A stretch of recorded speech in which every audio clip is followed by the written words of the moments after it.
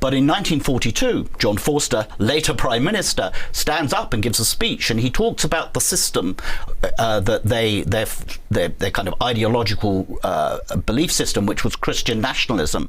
And he says, Christian nationalism in South Africa is the same as Nazism in Germany and fascism in Italy. It's all anti-democratic. It's all the same thing.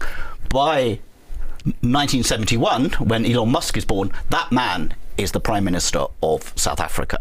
And Christian nationalism is the basis of not only the political philosophy, but the entire education system that Elon Musk is brought up into.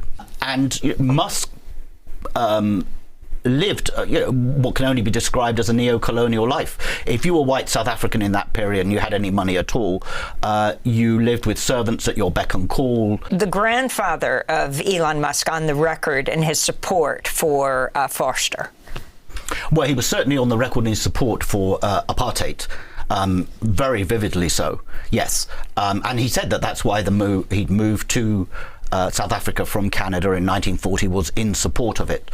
Now, the grandfather himself is killed a few years later in a plane crash, but is not known what Elon Musk's grandmother's personal views of Forster particularly were, but they were both avid supporters of the apartheid system. The grandfather, Joshua Haldeman, he's head of the Canadian branch of a US movement called Technocracy Incorporated. And Technocracy Incorporated is essentially a movement to overthrow democratic government in the United States and have technocrats, but big businessmen in many ways, come in and run the country. That's partly a reaction to FDR's election and New Deal and massive reforms that he's introduced in the United States. So from Canada, they would help to launch a coup against FDR? No, Canada had its own branch of this movement to overthrow the government in Canada. Haldeman heads that branch. And through the 1930s, it takes on increasingly fascist overtones. They start wearing grey uniforms,